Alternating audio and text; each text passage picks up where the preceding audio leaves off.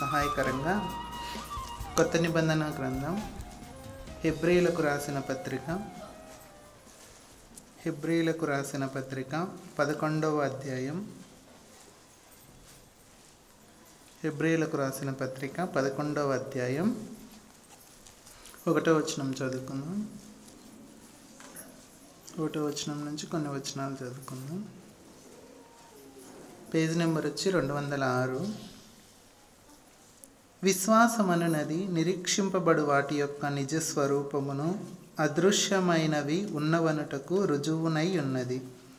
దానిని బట్టియే పెద్దలు సాక్ష్యము పొందిరి. ప్రపంచములు దేవుని వాక్యము వలన నిర్మాణమైనవనియు, అందును బట్టి దృశ్యమైనది కనబడెడు పదార్థములచే నిర్మింపబడలేదనియు విశ్వాసము చేత గ్రహించుకొనుచు ఉన్నాము. విశ్వాసమును బట్టి హేబేలు కయీను కంటే శ్రేష్టమైన బలి దేవునికి అర్పించెను. దేవుడు అతని అర్పణలను గురించి సాక్ష్యమిచ్చినప్పుడు అతడు ఆ విశ్వాసమును బట్టి నీతిమంతుడని సాక్ష్యము పొందెను. అతడు మృతి నొందియు ఆ విశ్వాసము ద్వారా మాటలాడుచున్నాడు. విశ్వాసమును బట్టి హానోకు మరణం చూడకుండానట్లు కొనిపోబడెను. అతడు కొనిపోబడక మునుపు దేవునికి ఇష్టుడై ఉండెనని సాక్ష్యము పొందెను. కాగా దేవుడు అతన్ని కొనిపోయెను గనుక అతడు కనపడలేదు. విశ్వాసము లేకుండా దేవునికి ఇష్టుడై ఉండుట అసాధ్యము. దేవుని యొద్దకు వచ్చువాడు ఆయన ఉన్నాడనియు, తన్ను వెదుకు వారికి ఫలము దయచేయువాడనియు నమ్మవలెను గదా. దేవుడు తన వాక్యాన్ని దీవించునుగాక. ఇక్కడ మనం చూసినట్లయితే దేవునికి ఇష్టుడై ఉండడం, ఏమి ఉంటే దేవునికి ఇష్టుడై ఉంటారని ఇప్పుడు మనం చదివిన భాగాల్లో మనం జ్ఞాపకం చేసుకుంటున్నాం. విశ్వాసం. ఈ లోకంలో 3 విషయాలు నిలుస్తాయి. అవేంటో చెప్పండి. 3 ఎప్పుడు నిలుస్తాయి? అవి చేసే వాళ్ళు కూడా నిలుస్తారు. విశ్వాసము, ప్రేమ, నిరీక్షణ, ఈ 3 నిలుస్తాయి. వీటిలో శ్రేష్టమైనది ప్రేమే. అలానే గతించిపోయేవి కూడా దేవుడు చెప్పినాడు. వాటిని చేసేవాళ్ళు కూడా గతించిపోతారు అని దేవుడు చెప్పాడు. అవి కూడా 3 ఉన్నాయి. చెప్పండి అవేంటో. శరీరాశ, నేత్రాశ, జీవపు డంబము. ఈ 3 అవి 3. అయితే విశ్వాసం, ప్రేమ, నిరీక్షణ ఈ 3 నిలుస్తాయి. వాటిని చేసేవాళ్ళు కూడా ఎప్పటికీ నిలిచిపోతారు. అయితే నేత్రాశ, శరీరాశ, జీవపుడము ఇవి కూడా 3 ఇచ్చినాడు. ఆప్షన్స్ దేవుడు మనకే ఇచ్చినట్లుగా మనం చూస్తూ ఉన్నాం. ఇక్కడ బైబిల్ గ్రంథంలో అంతా మనం చూసినట్లయితే మొట్టమొదటిగా ఆదికాండంలో ఆదాముకు హవ్వకు దేవుడు ఏమిచ్చాడు? సమస్తము ఇచ్చినాడు. కానీ వాళ్ళకు ఏదో ఒకటి కొదవై ఉన్నది. అదేంటి? వాళ్ళకు ఒకటి కొదవై ఉన్నది ఆదాము హవ్వకు. అదేంటి అని అంటే కనుక మనుషుల పరంగా మనం ఆలోచన చేసేది ఏంటి అంటే వాళ్ళకు స్వేచ్ఛ కరువై ఉన్నట్లుగా చూస్తూ ఉన్నాం.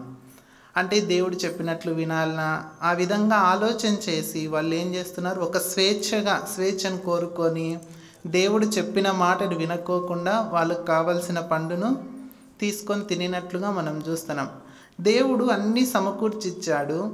అయితే ఆ టైంలోనే దేవుడు చెప్పాడు ఇది మీరు తినవద్దు అని. కానీ వాళ్ళు ఆ స్వేచ్ఛను దుర్వినియోగం చేసుకొని ఏం చేస్తూ ఉన్నారంటే ఆ పండును తింటూ ఉన్నాడు. దేవుడు ఎప్పుడు ఆప్షన్స్ ఇస్తూ ఉంటాడు, చాయిస్ ఇస్తూ ఉంటాడు.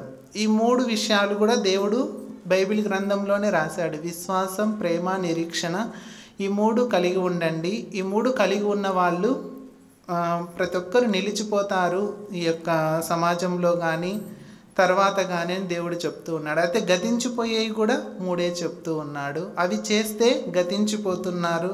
వాటిని చేసినటువంటి వాళ్ళని మనం తలుచుకోం. అయితే ఇక్కడ మనం ఆలోచన చేసే విషయం ఏంటి అంటే విశ్వాసం గురించి ఫస్ట్ ఆలోచన చేద్దాం. విశ్వాసం అనేది ఎలా ఉంటుంది అని మనం ఆలోచన చేస్తే విశ్వాసం కలిగి ఉండడం వలన ఆ విశ్వాసం మనల్ని ఏం చేస్తుంది, మనం ఏ విధమైన విశ్వాసం కలిగి ఉండాలి. ప్రతి ఒక్కరం ఊరికే విశ్వాసం విశ్వాసం అని అంటూ ఉంటాం. మనం ఎవరినైనా వేరే వాళ్ళకి ఇంట్రడ్యూస్ చేసేటప్పుడు కూడా ఏమని చెప్తా ఉంటాం, ఒక వ్యక్తిని గురించి ఈయన మంచి విశ్వాసి అని పిలుస్తూ ఉంటాం. అది అసలుకి ఏంది విశ్వాసం అంటే ఏంటి చెప్పండి. మీకు తెలిసిన విశ్వాసం ఏంటో చెప్పండి. విశ్వాసం అంటే ఏంటి? దేవుణ్ణి నమ్మడం. ఇంకా ఇంకా చెప్పండి, మీకు తెలిసినటువంటి విశ్వాసం అంటే ఏంటి? మామూలుగా నార్మల్గా విశ్వాసం ఉంచుతున్నాం అంటూ ఉంటారు కదా ప్రతి ఒక్కరం.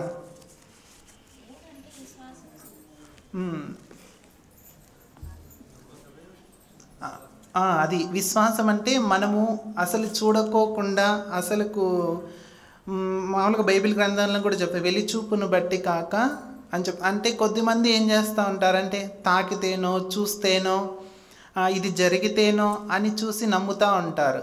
వాటన్నిటినీ కాకోకుండా వాటన్నిటికీ విరోధంగా మనం చూడకోకుండానే నమ్మడం విశ్వాసం అనేది. ఆ విశ్వాసం గురించి అసలు ఆ విశ్వాసం మనల్ని ఏం చేస్తుంది, ఎలా ముందుకు నడిపిస్తుంది అనేది మనం ఈరోజు నేర్చుకుందాం. కొంతమంది భక్తుల జీవితాల్లో వాళ్ళు ఎలా ముందుకు వెళ్ళారు అనే ఆలోచన చేస్తాం. ఎందుకు ఈ విశ్వాసం కలిగి ఉండాలి అంటే ఇందాక చదివిన పాయింట్లోనే ఉంది. విశ్వాసం కలిగి ఉంటే ఎవరికి ఇష్టంగా ఉంటాం? దేవునికి ఇష్టంగా ఉంటాం. అది మన పాయింట్.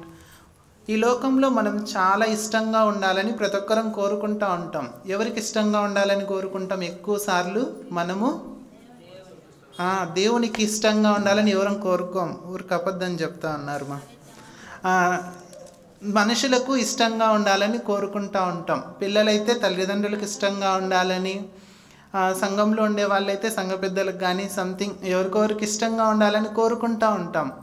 అలానే భార్య భర్తకు కానీ భర్త భార్యకు కానీ ఇష్టంగా ఉండాలని కోరుకుంటూ ఉంటాం. కానీ అసలు దేవునికి ఇష్టమైనట్టు ఏంటి అని ఎప్పుడైనా మనం ఆలోచన చేసినట్లయితే మనం విశ్వాసం కలిగి ఉండడము దేవునికి ఎంతో ఇష్టమైన కార్యం.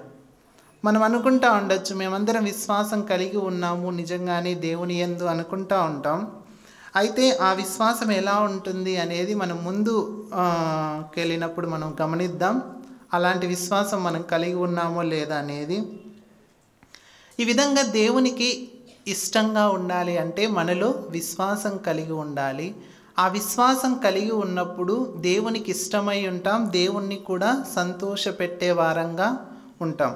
దేవుణ్ణి సంతోషపెట్టాలి అంటే కనుక మొట్టమొదటిగా మనము విశ్వాసం కలిగి ఉండాలి. ఈ విశ్వాసము అనేది ఎలా ఉంటుందంటే మనము ఏ దానికోసం విశ్వాసం కలిగి ఉంటామంటే కొన్ని సందర్భాలలో ఇప్పుడు మనకు ఏదైనా ఒకటి కొదువుగా ఉందనుకోండి, దానికోసం ప్రార్థిస్తూ ఉంటాం.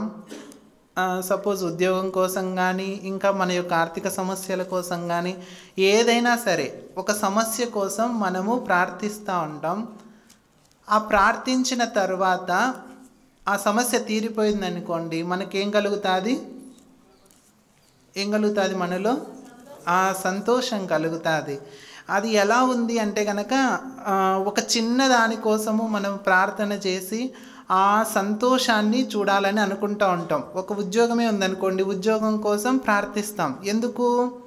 ఆ ఉద్యోగం వస్తే మనం ఏ విధంగా ఉంటామని, ఎలా ఉంటామని దేవునిలో మనం ఎలా ఉంటాము? ఆ ఉద్యోగం మనకు వచ్చిందంటే సంతోషంగా ఉంటాం. సంతోషంగా ఉండడం కోసము మనం ఏం చేస్తూ ఉన్నాం? ప్రార్థన చేసి ఆ ఉద్యోగం పొందుకుంటూ ఉన్నాం. సపోజ్ టీచర్లు కానీ గవర్నమెంట్ జాబ్స్ కానీ చేసే వాళ్ళని మనం అడిగితే కనుక ఆ ఉద్యోగంలో నీకు సంతోషం ఉంది అంటే ఏమనుకుంటారు? నాకు ఇంకా 62 సంవత్సరాలు పెంచినారు, 60 ఏళ్ళకి రిటైర్డ్ అయిపోతా అండి, ఈ 2 సంవత్సరాలు చేయలేకపోతున్నా ఉద్యోగము అని అంటున్నారు. అంటే ఏంటి? వారి ఉద్యోగంలో వారికి సంతోషం అనేది లేదు. అప్పుడు ఏమనుకుంటున్నాం మనము? ఆ ఉద్యోగం వస్తే నేను సంతోషపడతాను అని ఆలోచన చేస్తున్నామే కానీ నిజంగా ఆ పొందుకున్నటువంటి దానిలో సంతోషం లేదు. అలా ఇంకా ఏంటి అంటే కనుక మీకు చిన్న ఉదాహరణ చెప్తా. ఒక సింహము చిట్టెలుక కోసము వెంబడి పడుతూ ఉంటుంది. ఎందుకు చెప్పండి? అది తినాలి, అది తింటే నాకు ఏదో ఒక రకమైన సంతోషం వస్తుంది అని అనుకుంటా. సింహం ఎంత పెద్దది, చిట్టెలకి ఎంత చిన్నది. అలా మనం కూడా ఈ లోకంలో చిన్న చిన్న వాటి కోసమే సంతోషపడుతూ ఉంటాం, కానీ అసలు దేవుడికి ఇష్టమైనది, దేవుణ్ణి సంతోషపరిచేది ఏంటి అని మనం ఆలోచన చెయ్యం చాలా సందర్భాలలో. దేవుణ్ణి సంతోషపరచాలి అంటే మనలో విశ్వాసం కలిగి ఉండాలి. అది దేవునికి ఇష్టమైన కార్యమై ఉన్నట్లుగా మనం చూస్తున్నాం. ఆ విశ్వాసం ఏ విధంగా ఉందంటే హనోకు జీవితంలో మనం చూసినట్లయితే హనోకు దేవునితో నడిచాడంట. మనం ఆదికాండంలో గనక చూసినట్లయితే అక్కడ హనోకు వివాహం చేసుకున్న తర్వాత కుమారులను కుమార్తెలను కని ఆ తర్వాత అతడు కనబడుకోకుండా వెళ్ళినట్లుగా మనం చూస్తున్నాం. ప్రతి ఒక్కరి జీవితం ఇలానే ఉంటుంది. ఒక మనిషి పుట్టి అంటే మామూలుగా బాహ్యంగా మనం ఆలోచన చేసినట్లయితే ఒక మనిషి పుట్టి తర్వాత పిల్లలు కుమారులను కుమార్తెలను కానీ ఆ తర్వాత కనపడుకోకుండా పోవడం ప్రతి ఒక్కరి జీవితం. అంటే కనపడుకోకుండా అంటే మరణించడం, చనిపోవడం. మనం ఆదికాండంలో కూడా జ్ఞాపకం చేసుకోవచ్చు. ఆదికాండంలో ఫస్ట్ ఎక్కడ దేవుని మనిషి పుట్టుక గురించి ప్రారంభమైంది. అలానే ఆదికాండం చివరిలో కూడా మనం ఆలోచన చేసినట్లయితే సమాధితో ముగించినట్లుగా మనం చూస్తూ ఉన్నాం. అంటే మనిషి పుట్టుక, ఆ తర్వాత పిల్లలు, సంతానం, అభివృద్ధి, ఆ తర్వాత మరణం అయినట్లుగా పాతిపెట్టబడినట్లుగా మనం చూస్తూ ఉన్నాం ఆదికాండంలో. ఆ విధంగా హనోకు దేవునికి ఇష్టడై ఉన్నాడంటే తన యొక్క జీవితంలో విశ్వాసం కలిగి ఉండి ముందుకు వెళ్ళినట్లుగా మనం చూస్తాం. నడుచుకుంటూ వెళ్ళాడంట. నడుచుకుంటూ వెళ్ళడము అంటే మనము సపోజ్ ఇక్కడికి రావాలనుకోండి మందిరానికి, కొద్దిమంది నడుచుకుంటూ వస్తారు, కొద్దిమంది ఆటోలో వస్తారు, ఇంకా కొద్దిమంది బస్సులలో వస్తారు. ఒక్కొక్కరు ఒక్కొక్క ప్రయాణం చేసి మందిరానికి వచ్చినట్లుగా మనం చూస్తున్నాం. అదే విధంగానే యేసుక్రీస్తు ప్రభువుతో నడిచాడు అంటే గనక ప్రయాణం చేసినట్లుగా మనం ఆలోచన చేద్దాం. ప్రయాణం చేస్తూ ఉన్నాడు, ప్రతి దినము దేవునితో ప్రయాణం చేస్తూ ఉన్నాడు. ప్రతి దినము దేవునితో ప్రయాణం చేయాలి అంటే ఆయనలో విశ్వాసం కలిగి ఉండాలి. విశ్వాసం కలిగి ఉండి దేవునికి ఇష్టడై ఉండి తన కుటుంబ బాధ్యతలు నెరవేర్చుకుంటూ దేవునితో నడిచి ముందుకెళ్ళినట్లుగా మనం చూస్తూ ఉన్నాం. అదే విధంగా మనము ఎందుకు ఆ విశ్వాసం కలిగి ఉండాలి అంటే దేవునికి ఇష్టమైన కార్యము ఆ విశ్వాసం కలిగి ఉండడం. మనము ఈ లోకంలో ఎంతోమందిని సంతోషపెడతా ఉంటాం. చిన్న చిన్న వాటి కొరకే మనము సంతోషపడుతూ ఉంటాం. అన్నిటికన్నా ఎక్కువైనటువంటి, అన్నిటికన్నా సర్వోన్నతమైన దేవుణ్ణి మనం విశ్వాసం కలిగి ఉండి ఆయన గెలుచుకోవడమే మన యొక్క పని అయి ఉన్నట్లుగా మనం చూస్తున్నాం. ఈ లోకంలో ఎన్నో విషయాల్లో మనం సంతోషపడుతూ ఉండొచ్చు. ఇవన్నీ కాదు కానీ మనము వీటన్నిటిని సంపాదించుకుంటున్నాం, డబ్బులు సంపాదించుకుంటున్నాం, లేదంటే ఉద్యోగాన్ని కానీ ఇలా రకరకాల వాటిని సంపాదించుకుంటూ ఉంటాం. దేనికోసం? మనము సంతోషంగా ఉండడం కోసం. అన్నిటినీ ఇచ్చే దేవుణ్ణి మనం సంపాదించుకోవాలి. అన్నిటినీ ఇచ్చే దేవునికి మనము సంతోషాన్ని ఇవ్వాలి అంటే గనక అది విశ్వాసం ద్వారానే కలుగుతుంది.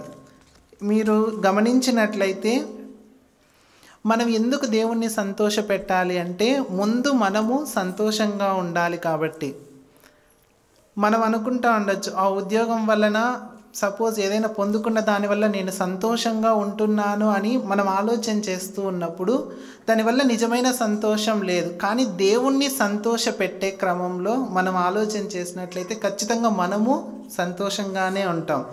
అసలు దేవుడు నిజంగానే ఎవరి వలన బాధపడుతూ ఉంటాడంటే మనుషుల వలనే బాధపడతాడు, యాజ్ వెల్ యాజ్ మనుషుల వలనే దేవుడు సంతోషపడతాడు. దేవుడు సంతోషపడేది ఏ విషయంలోనో చెప్పండి?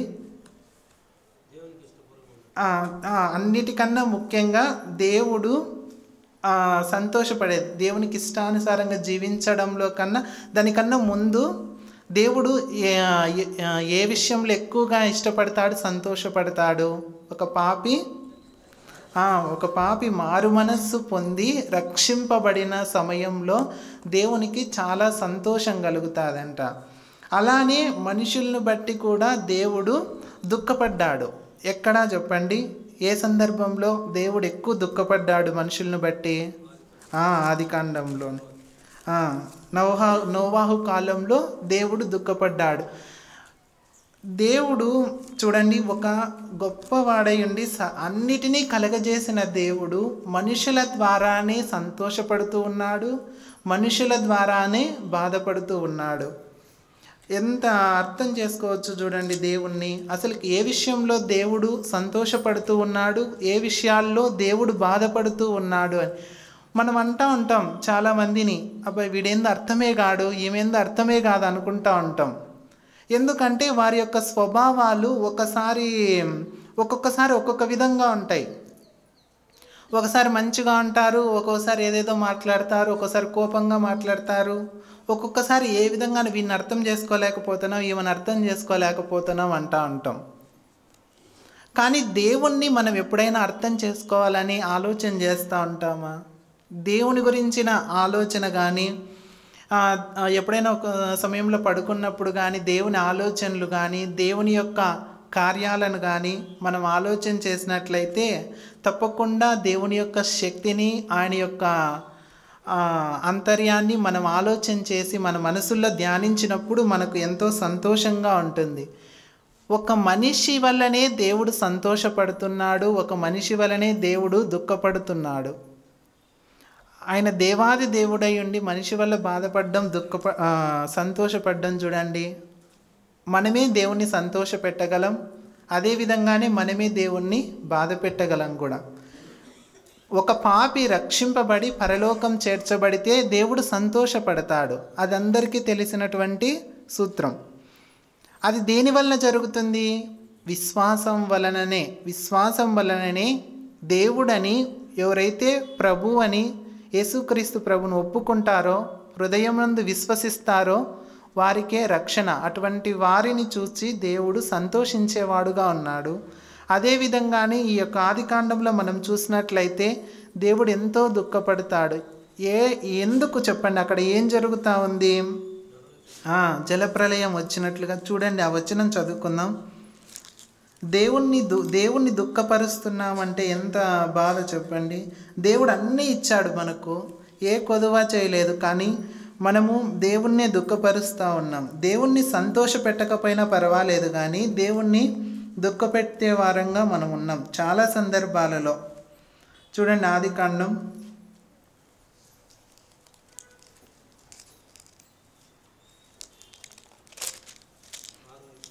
6వ అధ్యాయం 5వ వచనం చూడండి. ఆదికాండం 6వ అధ్యాయం 5వ వచనం. నరుల చెడుతనము భూమి మీద గొప్పదనియు, వారి హృదయం యొక్క తలంపులలోని ఊహంతయు ఎల్లప్పుడూ కేవలం చెడ్డదనియు యెహోవా చూచి తాను భూమి మీద నరులను చేసినందుకు యెహోవా సంతాపము నంది తన హృదయములో నొచ్చుకొనెను. ఆదికాండంలో ఇక్కడ దేవుడు సంతాప పొంది ఏడ్చినాడు. కొత్త నిబంధన గ్రంథంలో కూడా ఒక చోట ఏడ్చాడు దేవుడు. ఎక్కడ చెప్పండి? లాజరు మరణించినప్పుడు, అక్కడ ఎంతో రోదన ఉన్నప్పుడు మార్తా మరియా వీళ్ళందరూ ఏడ్చే సమయంలో అప్పుడు యేసు కన్నీళ్లు విడిచెను అనే వచనం కూడా చాలా చిన్న వచనంగా మనము చూస్తూ ఉంటాం. ఇంగ్లీష్లో అయితే జీసస్ ఇస్ వెప్ట్ అని, అది కూడా చిన్న వచనంగానే మనము చూస్తూ ఉంటాం. పాత నిబంధన గ్రంథంలో ఇక్కడ ఏడ్చినాడు దేవుడు, కొత్త నిబంధన గ్రంథంలో లాజరు సమాధి దగ్గర ఏడ్చినట్లుగా మనం చూస్తూ ఉన్నాం. దేవుణ్ణి సంతోష పెట్టడం, దేవుణ్ణి ఇష్టడై ఉండడం అనేది మనం చూస్తే, విశ్వాసం కలిగి ఉండి ఒక పాపి రక్షింపబడి పరలోకంలో చేర్చబడితే ఎంత సంతోషం ఉందో, అదే మానవుడు ఏదైనా తప్పు చేసి పాపం చేసి ఈ విధంగా చేసినప్పుడు దేవుడు అదే విధంలో బాధపడినట్లుగా మనం చూస్తూ ఉన్నాం. ఇదంతా జరిగిన తర్వాత ఒక్కటే ఆలోచన చేసిన, ఇక మీదట నేను భూమిని శపించను అని చెప్తూ ఉన్నాడు దేవుడు. అంతకు ముందు జరిగినటువంటి సందర్భం ఏంటో చెప్పండి? అసలు దేవుని ఏడుపుకు కారణం, సంతాపానికి కారణం ఏమైంది చెప్పండి? అంతకుముందు దేవుడు దానికి ముందుగానే నోవాహుకు కొన్ని సూచనలు ఇచ్చాడు. ఏంటిచ్చాడో మనందరికీ తెలుసు. చెప్పండి, ఏం చేయమన్నాడు నోవాహును? ఓడ చేసుకోమన్నాడు. ఓడ చేసుకోమన్నప్పుడు వాళ్ళందరూ వినకపోవడాన్ని బట్టి, వాళ్ళందరూ అలా జలప్రలయంలో కొట్టుకొని పోవడాన్ని బట్టి, ఎంతోమంది మరణించడాన్ని బట్టి దేవుడు ఏడ్చాడు. ఎందుకు ఏడ్చాడు, ఎందుకు సంతాపడ్డాడంటే వారిలో విశ్వాసం లేకనే. ఒకవేళ విశ్వాసం కలిగి ఉన్నట్లయితే ఖచ్చితంగా ప్రతి ఒక్కరు ఆ ఓడలోకి ప్రవేశించేటటువంటి వాళ్ళు. వారిలో విశ్వాసం లేదు. ఎందుకు వాళ్ళలో విశ్వాసం లేదు అంటే అప్పటి వరకు వర్షం అనేది లేదు. కని విని ఎరిగిండరు ప్రళయం వస్తుంది. అప్పటి వరకు ఒక ప్రళయం అనేది వాళ్ళు చూసి ఉండలేదు. విశ్వాసం అంటే అదే, కని విని ఎరుగునటువంటి వాటిని దేవుడు జరిగిస్తున్నాడు అనే దాన్ని ముందుగా మనం గుర్తించడమే విశ్వాసం. మనము ఏదైనా ఎప్పుడు విశ్వాసం ఉంచుతామంటే అది తాకడమో లేదంటే అది చూడడమో ఆ తర్వాత విశ్వాసం ఉంచుతాం. అదో పలానా స్థితిలో ఇది జరిగింది కాబట్టి మనం నమ్మచ్చులే అనుకుంటూ ఉంటాం. పలానప్పుడు ఈ విషయం జరిగిందిలే అన్నప్పుడు ఆ విషయం నమ్ముతూ ఉంటాం. కానీ అంతవరకు మనం ఎప్పుడే కానీ చూడనటువంటి దృశ్యాన్ని కానీ, అంతవరకు ఎప్పుడే కానీ విననటువంటి ఒక విషయాన్ని కానీ మనము హృదయంలో విశ్వాసం ఉంచినట్లయితే అదే నిజమైనటువంటి విశ్వాసం. కని వినటువంటి సమయంలో మనం దేవుని యందు విశ్వాసం ఉంచగలుగుతున్నాము అంటే అదే. వెలిచూపును బట్టి చాలామంది విశ్వాసం ఉంచుతూ ఉంటారు. అంటే ఏదో చూడ్డాన్ని బట్టో వినడాన్ని బట్టో అక్కడికి వెళ్తే బాగా జరుగుతుంది అనే ఆలోచనను బట్టి మనం చాలామంది విశ్వాసం ఉంచుతాము. కానీ అంతవరకు ప్రళయం లేదు, అంతవరకు ఏ విధమైన వర్షం లేదు. కానీ ఎప్పుడే కానీ చూడనటువంటి ప్రళయం వస్తుంది, ఎప్పుడే కానీ విననటువంటి ఒక గొప్ప స్వరం మీకు వినిపించి అసలుకు ఆ ఓడలోనికి ప్రవేశించండి అని అనడం కానీ ఎప్పుడే కానీ మీరు వినిండరు. కానీ నేను చెప్తున్నాను, వినండి, మీరు ఒక ఓడను సిద్ధపరచుకోండి అని దేవుడు సెలవిస్తూ ఉన్నాడు. అయితే ఆ మాటలు విని ఎవరు దేవుని మాటను విని కార్యాన్ని మొదలుపెట్టింది? నోవాహు మాత్రమే. మిగతా వాళ్ళందరూ ఎన్నో మాటలు అని ఉంటారు. ఎన్ని సంవత్సరాలు పట్టింటుంది, ఎన్ని రోజులు పట్టింటుంది ఒక ఓడను తయారు చేయాలంటే? ఎన్ని సంవత్సరాలనా? 2 సంవత్సరాలంట. 100 సంవత్సరాలు పట్టిందంట. మాట ఎలా చెప్పండి, 100 సంవత్సరాలంటే 120 సంవత్సరాలు పట్టిందంట ఒక ఓడ తయారు చేయడానికి. 120 సంవత్సరాలలో ఎన్ని స్ట్రగుల్స్ నోవాహు ఫేస్ చేసింటాడు చెప్పండి. ఎంతమంది వచ్చి అక్కడ ఉన్నటువంటి పట్టణస్థులు కానీ వాళ్ళందరూ వచ్చి నోవాహును ఎప్పుడే కానీ మనం ప్రళయం చూడలే, ఏదో ఎవరో చెప్పినారని నువ్వు ఓడ చేసుకుంటా కూర్చున్నావే, రా ఏదైనా పని చేసుకుందువు అని ఎంతమంది ఆయన్ను వెనక్కి లాగింటారు చెప్పండి. ఖచ్చితంగా లాగింటారు. మనమే ఏదైనా ఒక ప్రార్థనకు కానీ ఏదైనా ఒక విశ్వాసంతో ముందుకెళ్తా ఉంటే ఇంకా ఎన్ని రోజులు ప్రార్థన చేస్తావు ఈ విషయం గురించి, దేవుడు ఇయ్యదలుచుకోలేదులే, రా వెనక్కిరా అని ఇంకా పిలుచుకొని వస్తాం. కానీ ఇంకా ప్రార్థన చేయి విశ్వాసంతో, దేవుడు ఇంకా గొప్పది ఇవ్వాలని నీకోసం ఆలోచన చేస్తున్నాడని ఒక్కరన్నా అట్లా చెప్తామా చెప్పండి? ఒక్కరిని కూడా మనం అట్లా ఎంకరేజ్ చేయలేం, ఎప్పుడు డిస్కరేజ్ చేస్తూ ఉంటాం. అలా 120 సంవత్సరాలు నోవాహును ఎంతమంది ఇబ్బంది పెట్టింటారు, ఎంతమంది ఓడ చేయకోకుండా ఆపాలని చూసింటారు. ఖచ్చితంగా జరిగింటుంది. అయితే ఆయన వెలిచూపును బట్టి అది ఏదో జరిగిన దాన్ని బట్టి ఆయన ముందుకెళ్ళలేదు. కానీ దేవుడు చెప్పినట్లుగా ఒక ప్రళయం రాబోతుంది అని ఖచ్చితంగా ముందుకెళ్ళడం అంటే ఎప్పుడో భవిష్యత్తులో జరిగేదాన్ని దేవుడు చెప్పి తన హృదయంలో ముద్రించిన ఆ టైంలో దేవుని యందు విశ్వాసం కలిగి ఉండడమే అదే నిజమైన విశ్వాసం. నోవాహు ఆ పని చేశాడు. మనము అలా ముందుకెళ్తూ ఉన్నామా? మనము అలా ఎప్పుడు ముందుకెళ్ళలేం. అలా ముందుకెళ్తేనే దేవునికి ఇష్టడై ఉంటాం. అబ్రహాము దేవునికి ఇష్టంగా ఉండడానికి మొట్టమొదటి కారణం ఏంటి చెప్పండి? విశ్వాసమే. విశ్వాసం కలిగి ఉండే అబ్రహాము ఏం చేశాడు? తన తల్లిని, తండ్రిని, తను ఉన్నటువంటి ఊరిని అన్నిటినీ వదులుకొని తన భార్యతో బయటికి వచ్చినట్లుగా మనం చూస్తున్నాం. ఆ తర్వాత సంతానం లేని టైంలో కూడా 75 సంవత్సరంలో దేవుడు వచ్చి కలుసుకొని వాగ్దానం ఇచ్చాడు అబ్రహాముకు. ఏమని ఇచ్చాడు? ఎక్కడికెక్కడికి తీసుకొని వెళ్ళి చూపించాడు? ఫస్ట్ ఎక్కడికి తీసుకొని వెళ్ళాడు? సముద్రపు ఒడ్డుకు తీసుకొని వెళ్ళాడు. సముద్రపు ఒడ్డుకు తీసుకొని వెళ్ళి అక్కడున్నటువంటి ఇసుక రేణువులన్నిటినీ చూపిస్తాడు. ఇదిగో ఇసుక రేణువులంత గొప్పగా నీ సంతానాన్ని అభివృద్ధి చేస్తాను అని చెప్తాడు. అదేవిధంగానే మళ్ళా వేటిని చూపించి దేవుడు ఆ ఆకాశంలో ఉండే నక్షత్రములను చూపిస్తూ ఉన్నాడు. ఒక్కటి చూపిస్తే చాలు కదా దేవుడు? సముద్రంలో ఇసుక రేణువు, మళ్ళీ ఆకాశ నక్షత్రాలను కూడా ఎందుకు చూపిస్తున్నాడు అంటే అది ఒకటి. పగలు ఏం కనిపిస్తుంది? మనం చూసినట్లయితే సముద్రము ఇసుక రేణువులు కనిపిస్తాయి. అంటే రాత్రులు ఏం కనిపిస్తుంది? ఆకాశము నక్షత్రాలు కనిపిస్తాయి. అంటే నేను ఇచ్చే వాగ్దానము పగలు రేయి నిరంతరం నిలిచి ఉండేదిగా ఉంటుంది. నేను వాగ్దానం ఇచ్చే మాట ఎప్పటికీ నిలిచి ఉంటుంది అని దేవుడు సెలవిస్తూ ఉన్నాడు. ఆయన చెప్పేది ఎప్పుడు మారదు, మారిపోదు. అదే కాకోకుండా ఈ భూలోకంలో నీ సంతానాన్ని అభివృద్ధి చేస్తాను, అదేవిధంగానే పరలోకంలో కూడా నీ సంతానాన్ని నేను అభివృద్ధి చేస్తాను, అబ్రహాము పితరుడుగా పిలువబడతాడు అని దేవుడు వాగ్దానం చేశాడు. ఎన్ని సంవత్సరాలప్పుడు వాగ్దానం చేసినాడు దేవుడు అబ్రహాముకు? 75 సంవత్సరంలో. అంటే ఎన్ని సంవత్సరాలు దేవుడికి ఆ ఇస్సాకు పుట్టడానికి మధ్య సమయం ఎంత ఉంది? ఎన్ని సంవత్సరాలు ఉంది? ఎన్ని సంవత్సరాలు? 25 కదా. 25 సంవత్సరాలు. 25 సంవత్సరాలు గ్యాప్ ఉంది. ఆ 25 సంవత్సరాలు ఎంత స్ట్రగుల్ అయి ఉంటాడు చెప్పండి. అంతవరకు ముందు లేరు ఎవరే కానీ.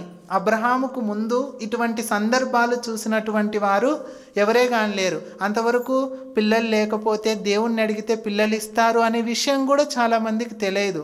అంతకుముందు ఎవరే కానీ లేరు. అయితే కొత్త నిబంధన గ్రంథంలో ఒక జంట ఉంది. ఆ జంటకు కూడా పిల్లలు లేరు. ఎవరు చెప్పండి? జకర్యా ఎలీసబెత్. జకర్యా ఎలీసబెత్ మనం చూసినట్లయితే వాళ్ళకు పిల్లలు లేరు. ప్రతి దినము పిల్లల కోసం ప్రార్థిస్తూ ఉన్నాడు. కానీ జకర్యా దగ్గరకు వచ్చి దేవుడు సెలవిస్తూ ఉన్నాడు, వచ్చే సంవత్సరం నీకు పిల్లవాడు పుడతాడు, నీకు కుమారుడు అనుగ్రహించబడతాడు, యోహాన్ అని పేరు పెడతావు అని చెప్తాడు. అప్పుడు జకర్యా నమ్మినాడా? నమ్మలేదు. అంటే కనుక అప్పటి వరకు వాళ్ళు ప్రార్థన చేయలేదనే చేస్తున్నారనే పిల్లల కోసం చేస్తున్నాడు. ఎందుకంటే నీ ప్రార్థన నాకు వినబడినది అంటే అప్పటి వరకు ప్రార్థన అనేది చేస్తూ ఉన్నాడు. జకర్యా ఆ యాజక ధర్మం జరిగించేటప్పుడు పరిశుద్ధ స్థలంలోనికి వెళ్ళినప్పుడు ఖచ్చితంగా ఏం కనవాలి? వాళ్ళకు ధర్మశాస్త్ర గ్రంథం ఉంటుంది. ఆ ధర్మశాస్త్ర గ్రంథంలో మనం అందరం ఆలోచన చేసినట్లయితే ఏమేమి ఉంటాయి? ఆదికాండం, నిర్గమాకాండం, సంఖ్యాకాండం, లేవీకాండం, ద్వితీయోపదేశకాండం, వీటన్నీ ఉంటాయి. అంటే ఖచ్చితంగా జకర్యా ఆదికాండం చదివింటాడా లేదా? ఖచ్చితంగా చదివింటాడు. అబ్రహాము గురించి కూడా తెలిసే ఉంటుంది. అబ్రహాముకు పిల్లలు లేరే. 75 సంవత్సరంలో దేవుడు దర్శించి 100వ సంవత్సరంలో దేవుడు పిల్లల్ని ఇచ్చాడే. అబ్రహాముకి ఇచ్చిన దేవుడు నాకు ఖచ్చితంగా ఇవ్వకుండా ఎందుకు నింటాడు అనే ఉద్దేశంతో ప్రార్థన అయితే చేస్తున్నాడు. కానీ అక్కడ ఆ విశ్వాసం ఉంచలేకపోతున్నాడు. మనం అబ్రహాము నమ్మినా నమ్మకపోయినా మనం అంత లెక్క చేయం. కానీ ఎందుకంటే అబ్రహాముకు ముందు ఎవరు లేరు ఆ విధంగా అంత వయసులో పిల్లలను కనేటువంటి వాళ్ళు. అయితే జకర్యా ఎలీసబెత్ టైంలో వారికి ఖచ్చితంగా ఒకరు ఉదాహరణగా ఉన్నారు. ఎవరు? అబ్రహాము, శారా. వాళ్ళని చూసి నమ్మిండొచ్చు ఖచ్చితంగా జకర్యా. కానీ జకర్యా నమ్మలేదు. నమ్మకపోవడాన్ని బట్టే జకర్యాకు ఏ శిక్ష వచ్చింది? మాటలు రాకుండా మూగోడైపోయినట్లుగా మనం చూస్తున్నాం. నమ్మకపోవడం కూడా పాపమేనా అనుకుంటా ఉంటాం ఒక్కొక్కసారి. నిజమే, నమ్మకపోవడం కూడా అదొక తప్పే. ఎందుకంటే నువ్వు ప్రార్థన చేస్తున్నావు దేవుడు ఇస్తాడు అని, మళ్ళీ నువ్వు అపనమ్మకంతో ఉంటే దేవుడు ఎంత బాధపడతాడు చెప్పండి. అసలు దేవుడు సంతాప పడింది కూడా ఎందుకు చెప్పండి? అయ్యో నేను ఇంతగా చెప్పానే, వీళ్ళు నా మాట మీద నమ్మకం ఉంచలేకపోయినారే, విశ్వాసం ఉంచలేకపోయినారే అని దేవుడు బాధపడుతున్నాడు. అసలుకు మొట్టమొదటిగా ఆదికాండంలో వాళ్ళు చేసిన తప్పు కూడా అదే. దేవుడి మాటను వాళ్ళు నమ్మలే, విస్మరించినారు. అయ్యో దేవుడు ఆజ్ఞ ఇచ్చినాడే, ఈ యొక్క మాటను మేము నమ్మకోకుండా పోతే ఎట్లా, దేవుడు చెప్పాడు కదా ఈ పండు తినవద్దని అని వాళ్ళు కూడా నమ్మలేకపోయారు. ఇది నిజమా అనడంలోనే ఏం కనిపిస్తూ ఉంది మనకు? సాతాను వాళ్ళల్లో ఒక అవిశ్వాసాన్ని రేపుతూ ఉన్నట్లుగా మనం చూస్తున్నాం. ఆ అవిశ్వాసం వలననే మనందరికీ ఇంత పెద్ద పాపం వచ్చినట్లుగా చూస్తూ ఉన్నాం. ప్రతి ఒక్కరం పాపములోనే జన్మించి పాపంలోనే మరణిస్తూ ఉండేటటువంటి వాళ్ళం. కానీ యేసుక్రీస్తు ప్రభు ఈ లోకానికి వచ్చి మనకు రావాల్సిన శిక్ష అంతటినీ తనే భరించడం వలన మనకు విడుదల, విమోచన వచ్చి ఎక్కడైతే అవిశ్వాసంతో వాళ్ళు పొరపాటు చేసినారో అదే విశ్వాసం దేవుని యందు ఉంచి మనం పరలోక రాజ్యం చేరాలని దేవుడు ఇష్టపడుతూ ఉన్నాడు. ఆ విధంగా మనం ముందుకు వెళ్ళాలనే దేవుడు ఎంతో ఆశపడుతూ ఉన్నాడు. సంతాపపడ్డాడు దేవుడు. అయ్యో, నా మాటలను వీరు విస్మరించారే, నమ్మకోకుండా పోవడాన్ని బట్టే ఇంత ప్రళయం వచ్చింది. ఇంత ప్రళయం రావడం మాత్రమే కాకుండా అందరూ చనిపోయారు, ఒక్క నోవాహు కుటుంబం మాత్రమే బ్రతికించబడినట్లుగా మనం చూస్తున్నాం. ఇంత శక్తి ఉన్నట్లుగా మనం చూస్తున్నాం విశ్వాసంలో. ఇంకా మనం చూసినట్లయితే విశ్వాసం గురించి ఒక 2 విశ్వాసం అసలు ఏం చేస్తుంది అంటే, లూకాసు వార్త చూడండి. లూకాసు వార్త 7వ అధ్యాయం 9వ వచనం చూడండి. లూకాసు వార్త 7వ అధ్యాయం 9వ వచనం. లూకాసు వార్త 7వ అధ్యాయం 9వ వచనం చూడండి. యేసు ఈ మాటలు విని అతన్ని గూర్చి ఆశ్చర్యపడి తన వెంట వచ్చుచున్న జన సమూహం వైపు తిరిగి, ఇజ్రాయేలీల్లోనైనను ఇంత గొప్ప విశ్వాసం నేను చూడలేదని మీతో చెప్పుచున్నాను అనెను. ఇక్కడ జరిగిన సందర్భం అంతా మనకు తెలుసు. అక్కడ ఏం జరుగుతూ ఉందంటే, ఒక శతాధిపతి తన దాసుడి గురించి చావన సిద్ధమై ఉన్నాడు. ఆ సందర్భం అంతా మన 7వ అధ్యాయం 1వ వచనం నుంచి చూసినట్లయితే, ఒక శతాధిపతికి ఒక ప్రియుడైన దాసుడు ఉన్నాడు. ఆ దాసుడు రోగి అయి చావు సిద్ధమై ఉంటే అతను యేసు ప్రభువును కలుసుకోవడానికి వెళ్ళాడు. ఎందుకంటే యేసు ప్రభు శరీరధారిగా ఉన్నప్పుడు ఎన్నో అద్భుతాలు చేస్తూ, ఆశ్చర్యకార్యాలు చేస్తూ అనేక మందిని రక్షిస్తూ ఉన్నాడు. ఆయన చేసిన అద్భుతాలు ఎన్ని చేసినాడు చెప్పండి యేసుక్రీస్తు ప్రభు? వెరీ గుడ్ మా. ఆయన చేసిన అద్భుతాలు లెక్క పెట్టడానికి కూడా వీలు లేదు. ఆయన చేసిన అద్భుతాలు రాయాలి అంటే కనుక ఈ భూలోకమైనను చాలదు అని యోహాను భక్తుడు యోహాను సువార్తలో రాసినట్లుగా మనం చూస్తూ ఉన్నాం. ఆ విధంగా ఆ శతాధిపతి విని ఆయన కలుసుకోవడానికి వచ్చినాడంట. ఆ కలుసుకోవడానికి వచ్చినటువంటి శతాధిపతి ఎవరు? ఇజ్రాయేలీయుడు కాదు. అందుకని దేవుడు సెలవిస్తూ ఉన్నాడు, ఇజ్రాయేలీల్లో కూడా నేను ఇంతటి విశ్వాసాన్ని కనుగొనలేదు, చూడలేదని చెప్తున్నాడు. ఆ విశ్వాసము ఆ శతాధిపతికి ఏమిస్తూ ఉంది? ఒక విలువిస్తూ ఉన్నట్లుగా మనం చూస్తున్నాం. వారందరి ముందర ఘనతిస్తూ ఉన్నట్లుగా మనం చూస్తున్నాం. అదేవిధంగానే మనం మత్తయి సువార్త 15వ అధ్యాయం 28వ వచనంలో కూడా ఒక స్త్రీని చూడగలుగుతాం. ఎవరు ఆ స్త్రీ?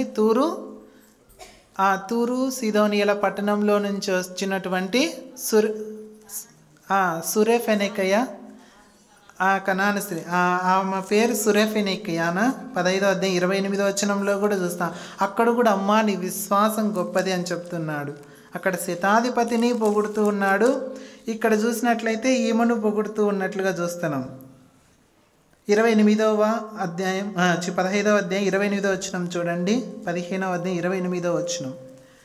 అందుకు యేసు, అమ్మా నీ విశ్వాసము గొప్పది, నీవు కోరినట్టే నీ కవునుగాక అని ఆమెతో చెప్పిన ఆ గడియలోని ఆమె కుమార్తె స్వస్థత పొందెను. ఈమెను సురేఫెనికియా స్త్రీ అని అంటూ ఉంటాం. ఈమె తూరు సీదోనీల ప్రాంతాలకి ఆయన వెళ్ళినప్పుడు అక్కడ ఆమెను కలుసుకున్నాడు. ఆమెను కలుసుకొని ఆమెతో ఎంతో దేవుడు తర్కిస్తాడు, వాదిస్తాడు. అమ్మ పిల్లల రొట్టె ముక్క తీసుకొని కుక్క పిల్లలకి చూడండి ఎంత బాగుంటుందో వారిద్దరి మధ్య సంభాషణ మనం చూసినట్లయితే 24వ వచనం చూడండి. 15వ అధ్యాయం 24వ వచనం. ఆయన ఇజ్రాయేలు ఇంటి వారై నశించిన గొర్రెల యొద్దకే గాని మరి ఎవరి యొద్దకు నేను పంపబడలేదన్ను. అయినను ఆమె వచ్చి ఆయనకు మ్రొక్కి, ప్రభువా నాకు సహాయము చేయమని అడిగాను. అందుకు ఆయన పిల్లల రొట్టె తీసుకొని కుక్క పిల్లలకు వేయుట యుక్తము కాదని చెప్పగా ఆమె, నిజమే ప్రభువా, కుక్క పిల్లలు కూడా తమ యజమానుల బల్ల మీద నుండి పడు ముక్కలు తినును కదా అని చెప్పాను. ఎంత తగ్గింపు! ఇక్కడ మనం చూసినట్లయితే విశ్వాసము, తగ్గింపు, ఈ రెండు ఎప్పుడు ఇంటర్లింక్డ్గా ఉంటాయి. మనలో ఎంత తగ్గింపు స్వభావం ఉంటుందో అంత ఎక్కువగా మనలో విశ్వాసం కలిగి ఉంటాం. ఆమె చూడండి ఎంత తగ్గించుకుందో. పిల్లల రొట్టె ముక్క తీసుకొని నీకు ఇవ్వడం ఉత్తమం కాదు మా అని దేవుడు అంటా ఉంటే, నిజమే ప్రభువా, యజమానుల బల్ల మీదలో నుంచి పడే రొట్టె ముక్కలు కుక్క పిల్లలు కూడా తింటాయి కదా అని చెప్పడంలో ఎంత విశ్వాసం ఉంచి నా దగ్గరికి వచ్చినావమ్మా అని దేవుడు ఆమె కుమార్తెను స్వస్థపరిచినట్లుగా మనం చూస్తున్నాం. విశ్వాసము, ఆమె తగ్గింపు, ఆమె విలువని పెంచినట్లుగా మనం చూస్తూ ఉన్నాం. విశ్వాసం అనేది మనం కలిగి ఉన్నాము అంటే మన విలువను ఏం చేస్తుందంటే ఆ విశ్వాసము ఎప్పుడూ పెంచుతూ ఉంటుంది. మనలో ఎప్పుడైతే విశ్వాసములో అవిశ్వాసంగా ఉంటామో అప్పుడే మనము తగ్గించబడుతూ ఉంటాం. ఆనాడు హవస్థితి కూడా అంతే. ఎప్పుడైతే ఆమెలో ఇది నిజమా అని సాతాను చెప్పాడో వెంటనే ఆమె ఆలోచన పడింది. ఆమెలో ఇది నిజమా అన్నప్పుడే ఆమెలో అవిశ్వాసం మొదలైంది. ఆ అవిశ్వాసముతోనే ఆమెకి ఏమైపోయింది చెప్పండి? ఒక విలువ లేకుండా వెళ్ళినట్లుగా మనం చూస్తున్నాం. అనేక మంది పాప చేయడానికి కారణమైనట్లుగా మనం చూస్తూ ఉన్నాం. ఈ విధంగా మనం చూసినట్లయితే కనుక అదే విశ్వాసం కలిగి ఉన్నామనుకోండి, విశ్వాసం మన విలువను ఏం చేస్తుందంటే పెంచుతుంది. అంతేకాకుండా విశ్వాసము చూస్తుంది, దృష్టిస్తుంది కూడా మనం చూస్తూ ఉన్నాం. నోవాహు కాలంలోనే మనం చూసినట్లయితే ఎప్పుడు కని విని ఎరగనటువంటి ఒక ప్రళయం వస్తుందని దేవుడు చెప్పినప్పుడు ఆ యొక్క దృశ్యాన్ని నోవాహు చూశాడు. తన హృదయంలో చూచి ఖచ్చితంగా ప్రళయం వస్తుంది, దేవుడు చెప్పాడు అని నోవాహు 120 సంవత్సరాలు కష్టపడి ఓడను తయారు చేసుకున్నట్లుగా మనం చూస్తున్నాం. విశ్వాసం విలువనివ్వడం మాత్రమే కాకుండా ఒక వ్యక్తికి విశ్వాసము చూచే దృష్టిని కూడా ఇస్తుంది. అది కంటికి కనబడదు, మనసుకు వినబడదు, చెవికి వినబడదు, మనకు మన హృదయానికి గోచరం కాదంట. అంత గొప్ప విశ్వాసాన్ని మనము చూడాలి. అక్కడ చూసినట్లయితే నోవాహు ఆ ప్రళయాన్ని చూడలేదు. అంతవరకు అక్కడ ఉన్నటువంటి ప్రజలు ఎవరు చూడలేదు. కానీ నోవాహు దేవుడు చెప్పిన మాటను బట్టి తన హృదయంలో ఎంతో దూరదృష్టితో ఆలోచన చేసి 120 సంవత్సరాలు కష్టపడి ఆ ఓడను నిర్మించి, ఆ ఓడను నిర్మించడమే కాకుండా అన్నిటినీ జతలుగా ఆ ఓడలోనికి చేర్చడం అంటే ఏదో కల్పితంగా కథలు చెప్పుకోవడం ఈజీనేమో. ఈ విధంగా జరిగింది అని. అది కథ కాదు, అది నిజంగా జరిగినటువంటి సందర్భం. ఎంత ప్రయాస ఉంటుంది చెప్పండి. అసలు అన్నిటినీ ఒక ఏనుగును ఎక్కియాలన్నా, ఒక చీమను ఎక్కియాలన్నా దాంట్లో ఒక్కొక్క దానికి ఒక్కొక్క గది ఏర్పాటు చేసి నిండాలనేమో. ఎందుకంటే ఏనుగు తటికని కాలు పెట్టింది అనుకోండి, చీమ మీద ఏమైపోతుంది? చచ్చిపోతుంది. ఎంత నేర్పరితనము ఎంత ఉండింటుంది. మనం చెప్పుకోవడానికి ఆషామాషగా ఉండొచ్చు, కానీ ప్రతిదీ ఎంతో గొప్పగా ఉంటుంది మనం చూస్తూ ఉన్నట్లయితే. నోవాహు అంత గొప్పగా దేవుని యందు విశ్వాసం కలిగి ఉండి ఆ దృష్టితో చూచి ఓడని సిద్ధపరచడం, అదే విశ్వాసం ఏం చేస్తూ ఉందంటే విలువనివ్వడం మాత్రమే కాకుండా విశ్వాసము దేవుని యొక్క శక్తిని చూచే విధంగా ఉండి ఆ పనికి నిలబడేదిగా ఉన్నట్లుగా మనం చూస్తూ ఉన్నాం. ఇంకా మనం చూసినట్లయితే విశ్వాసము రాబోయే ప్రమాదాన్ని కూడా చూపిస్తూ ఉంది. అంటే ఏదైనా మనకు సంథింగ్ ఏదో వస్తుంది, ఒక్కొక్కసారి మన హృదయంలో మనకు తెలియకోకుండానే ఒక నెమ్మది ఉండదు, ఒక గలిబిలిగా ఉంటుంది ఒక్కొక్క సమయాలలో. అప్పుడు వెంటనే మనం అర్థం చేసుకోవాలి, ఏదో జరగబోతుంది, ఏదో ఒక ఆపద రాబోతుంది అని. వెంటనే మనం అలాంటి సమయంలో ఏం చేస్తూ ఉంటాం? ఎవరికెవరికి ఏదైనా చెప్తూ ఉంటాం, ఏమో నాకు నెమ్మది లేదు అని చెప్తూ ఉంటాం. వెంటనే మనం అలాంటి సమయంలో ఎక్కడికి వెళ్ళాలి? దేవుని సన్నిధానానికి వెళ్ళాలి. దేవుని సన్నిధానం అంటే ఆయన దగ్గరికి వెళ్ళి ప్రార్థించడం నేర్చుకోవాలి. రాబోయే ప్రమాదాన్ని కూడా విశ్వాసం చూపిస్తుంది. ఇక్కడ అబ్రహాము ఆ నిరీక్షణ కలిగి ఉండి 25 సంవత్సరాలు ఓపికతో ఎదురు చూసినాడంటే అతనిలో విశ్వాసం కలిగి ఉండడాన్ని బట్టే. అంతటి విశ్వాసము జకర్యా చూపించలేకపోయినాడు. ప్రార్థిస్తూ ఉన్నాడు, కానీ దేవుడే నిజంగా ప్రత్యక్షమై నీకు కుమారుణ్ణి అనుగ్రహిస్తాను అన్న సమయంలో ఆయన ఏం చేస్తున్నాడు? ఆయన మాటను వినుకోకుండా అవిశ్వాసంతో ఉన్నాడు. వెంటనే జకర్యాకు శిక్ష వచ్చింది. కానీ ఇక్కడ అబ్రహాము శారా కూడా కొన్ని సమయాలలో నమ్మరు. రోజులు గడిచే కొద్దీ ఇంకా నాకు పిల్లలేరి అని శారా నవ్వడము ఇవన్నీ జరుగుతూ ఉంటాయి మధ్య మధ్యలో. కానీ వాళ్ళకి ఏ శిక్ష లేదు. ఎందుకు వారికి శిక్ష లేదు చెప్పండి? ఇందాకే నేను చెప్పాను, అబ్రహాము శారాకు ముందు ఎవరు లేరు, ఇట్లా సంతానం లేనటువంటి వారు లేరు. ప్రతి ఒక్కరికి పిల్లలు పుడతా వచ్చినారు. మనం చూసినట్లయితే కయ్యోని పిల్లలను కన్నాడు, వీళ్ళందరూ మళ్ళీ ఆదాము హవ్వ పిల్లలను కన్నారు. ఇట్లా అన్నీ ఉన్నాయి. కానీ అబ్రహాముకు శారాకు మాత్రమే పిల్లలు లేరు. వారు పిల్లల కోసం దేవుడిని అడిగితే దేవుడు 25 ఏళ్ళ వరకు వాళ్ళని ఎదురు చూసేటట్లుగా చేశాడు. అంతకుముందు ఎవరు లేరు కాబట్టి వాళ్ళు నమ్మినా నమ్మకపోయినా దేవుడు అంత పట్టించుకోలేదు. కానీ జకర్యా ఇవన్నీ చూచి కూడా దేవుణ్ణి నమ్మలేకపోవడాన్ని బట్టే జకర్యాకు శిక్ష విధించాడు. ఎప్పుడు మాట్లాడాడు జకర్యా?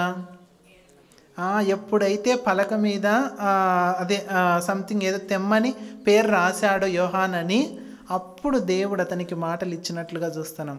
ఎందుకు? నీకు ఒక కుమారుడు పుడతాడు, ఆయనకు యోహాన్ అని పేరు పెడతావు అనే మాట ఆయన అప్పుడు నమ్మి యోహాన్ అని రాసినప్పుడు ఆయన మాటలు వచ్చినట్లుగా చూస్తున్నాం. ఆ విధంగా అబ్రహాముకు శారాకు ముందు ఎవరు లేరు కాబట్టి వాళ్ళు నమ్మినా నమ్మకపోయినా దేవుడు అంతగా పట్టించుకోలేదు. కానీ జకరు ఇవన్నీ చూసి కూడా నమ్మలేకపోయినాడే అని వెంటనే మూగవాన్ని చేసినట్లుగా చూస్తూ ఉన్నాం. అలానే మనము కూడా మన ముందు ఎంతోమంది భక్తులు జీవితాలు ఉన్నాయి. వాళ్ళందరినీ చూచి కూడా మనం కొన్ని సందర్భాలలో కొన్ని విషయాలు నమ్మలేకపోతున్నాం. ఇది దేవుడు కూడా కొంతమంది ఇంకా ఏం చెప్తా ఉంటారంటే, ఏదైనా సమస్య వచ్చినప్పుడు ఇది దేవుడి వల్ల కూడా కాదయ్యా ఇంత పెద్ద సమస్య వచ్చింది అనుకుంటా ఉంటాం. నిజంగా దేవునికి అసాధ్యమైనది ఏమన్నా ఏం లేదు. కానీ ఆ సందర్భాలు మనకు అలా అనిపిస్తాయి. కానీ కొద్ది రోజుల తర్వాత మనము ప్రార్థించడం వలన, నిరీక్షణ కలిగి ఉండడం వలన ఒక్కొక్కటి దేవుడు తీసేస్తూ ఉంటాడు. హనోకు దేవునితో అన్నేళ్ళు నడచడానికి కారణం ఏంటి అంటే విశ్వాసం కలిగి ఉండడమే. నడవడం అంటే చిన్నగా ఇంకా ప్రయాణం చేసుకుంటూ దేవుని దగ్గరికి వెళ్ళినట్లుగా మనం చూస్తూ ఉన్నాం. అదేవిధంగానే నోవాహు కూడా అంతవరకు కని విని ఎరగనటువంటి ప్రళయం రాబోతుంది అన్నప్పుడు నోవాహు తన హృదయంలో ఆ దృశ్యాన్ని చూచి రాబోయే ప్రమాదాన్ని ముందుగానే విశ్వాసముతో కనుగొని ఒక ఓడను సిద్ధపరిచినట్లుగా మనం చూస్తూ ఉన్నాం. ఇంకా మనం ముందుకు వెళ్తే ఎంతోమంది నోవాహు, హేబేలు కూడా. హేబేల్ అంటే దేవునికి ఎందుకు ఇష్టం చెప్పండి? అతను ఏదో మంచి అర్పణ తెచ్చినాడనా? చెప్పండి, ఇది హేబేల్ అంటే దేవునికి ఎందుకు ఇష్టం? మంచి శ్రేష్టమైనవి తీసుకొని వచ్చినాడనా? అక్కడే ఉంది కదా. హేబేలు కయ్యోను కంటే ఎందుకు ఇష్టం అంటే హేబేల్లో ఏముందంట? విశ్వాసం ఉంది. అంతేగాని ఏదో శ్రేష్టమైనవి తీసుకొని వచ్చినాడని కయ్యోను శ్రేష్టమైనవి తీసుకొని రాలేదని కాదు. హేబేలుకి ఎక్కువ విశ్వాసం కలిగి ఉన్నాడు దేవుని యందు. ఏదో మనం కానుకలు ఏదో దండిగా ఇస్తే దేవునికి మనం ఇష్టం అట్లా ఎప్పుడు దేవుడు కోరుకోడు.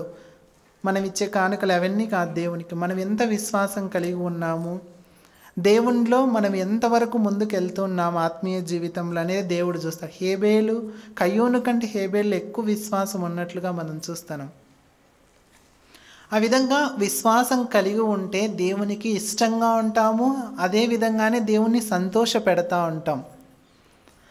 విశ్వాసం లేకోకుండా ఉంటే దేవుణ్ణి దుఃఖపెడతా సంతాపింపజేస్తూ ఉన్నట్లుగా మనం చూస్తూ ఉన్నాం. ఈ విధంగా మనం చూసినట్లయితే అప్పటికిప్పటికీ ఏం మారింది మనం చూసినట్లయితే చెప్పండి. హేబేలు కాలం నుంచి మొదలుకొని హేబేలు, హానోకు, నోవాహు, అబ్రహాము, మోషే ఇవన్నీ మనం చూసినట్లయితే అప్పటికిప్పటికి ఏం మారింది చెప్పండి. అబ్రహాముకు ఆ కాలానికి ఇప్పటికీ ఏం మారింది చెప్పండి మా.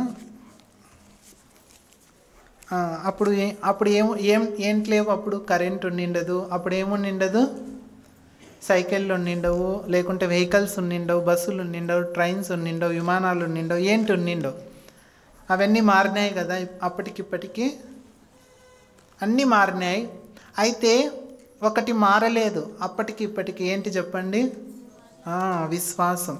వాళ్ళు ఏ విధంగా అయితే దేవుని యందు విశ్వాసం ఉంచి ముందుకెళ్ళారో అప్పటికి ఇప్పటికి అదే విశ్వాసం కొనసాగుతూనే ఉంది. అప్పటికి ఇప్పటికీ ఎన్నో మారిండొచ్చు, కానీ ఆనాటి భక్తులకు ఇప్పటి భక్తులకు ఏం మారలే, విశ్వాసం అలానే ఉంది. కాబట్టి ఇప్పుడు మనమందరం ఎంతవరకు పోరాడతాం, దేవుణ్ణి సంతోషపెడతాం, దేవునితో ముందుకెళ్తాం అనేదే మన ప్రశ్న. ఆ విధంగా మనం ఉండి ముందుకు వెళ్తే దేవుడు ఎంతగానో సంతోషిస్తాడు. దేవుడు తన వాక్యాన్ని దీవించునుగాక.